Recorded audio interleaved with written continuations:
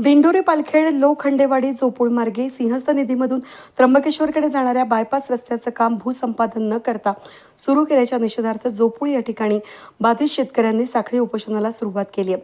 जोपर्यंत भूसंपादन करून योग्य मोबदला दिला जात नाही तोपर्यंत रस्त्याचं रुंदीकरण होऊ देणार नाही अशी ठाम भूमिका शेतकरी कृती समितीने घेतली आहे। गेल्या 1.5 महिन्यांपासून पालखेड जोपूळ आणि लोखंडेवाडी धामणवाडी चिंचखेड या ठिकाणी शेतकरी एकत्र येत उपविभागीय अधिकारी तहसीलदार त्याचबरोबर सार्वजनिक बांधकाम विभागाचे कार्यकारी आणि उपअभियंता यांच्याकडे वारंवार अर्ज करत देखील आधी भूसंपादन करा, नियमानुसार भरपाई द्या आणि त्यानंतरच काम सुरू करा अशी मागणी ग्रामसभेच्या ठरावाद्वारेही करण्यात आली।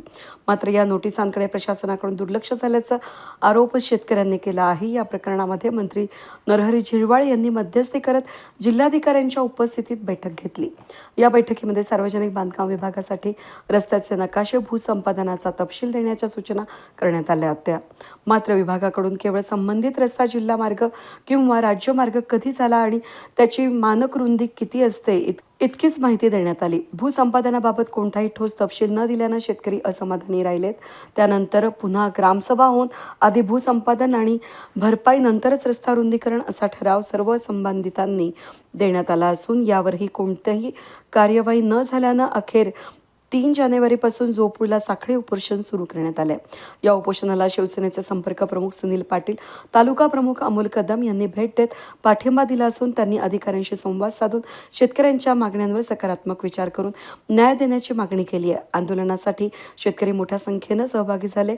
प्रशासनानं त्वरित भूसंपादन करत मोबदला देण्याची भूमिका घ्यावी अन्यथा तीव्र आंदोलन छेडण्याचा इशारा देण्यात आला आहे। नमस्कार। राज्यमार्ग 29चा जो आता नवीन GR आला आहे, आमचा जो पहिला रस्ता आहे दिंडोरी ते पिंपळगाव हा ग्रामीण मार्ग 375चा आहे। या 375चे पण कुठे भूसंपादन नाही। आता PWच्या अधिकाऱ्यांचे असे म्हणणे आहे की 12.5 मीटर एका बाजूने GR प्रमाणे त्यांचा रस्ता आहे, परंतु या रस्त्याचं कुठेही भूसंपादन झालेलं नाही। हे लोक फक्त आम्हाला जे काही GR आहे यानुसार रस्ता करू द्या असे त्यांचे म्हणणे आहे, परंतु आम्हाला हे जे आहे रस्त्याचे काम भूसंपादन होत नाही तोपर्यंत आम्ही हा रस्ता करू देणार नाही। आमचे वडलोपार्जी 1950 पासूनची 7/12 आहे, 71चा 7/12 आहे, याच्यावरती कुठंही भूसंपादन झालेले नाही। एक पांड पण क्षेत्र आजपर्यंत कुठेच गेलेले नाही। आमच्या लोखंडेवाडी गावचा जो रस्ता आहे तो रस्ता नकाशात नाही, जो आज दाखवत आहे तो आमच्या गटांमधून जात नाही। याचा पूर्णपणे लोखंडेवाडी ग्रामस्थांचा जो रस्ता आहे गावातून जाणारा 0 पॉईंटपर्यंत याची पूर्ण त्यांनी शहानिशा करून द्यावी, नंतरच रस्त्याचे काम चालू करावे। तसेच इतर जे गावं आहे याचं पूर्णपणे भूसंपादन करावे, नंतरच त्यांनी त्यांच्या रस्त्याचे काम चालू करावे असे मला वाटते। राज्यमार्ग 29 चे बाधित सर्व शेतकऱ्यांना हा शासनाकडून न्याय मिळालाच पाहिजे, कारण आम्ही हे अल्पभूधारक शेतकरी आहेत आणि आमच्या काही जमिनी पालखेड बंधाऱ्यामध्ये पण अधिग्रहित झालेले आहे।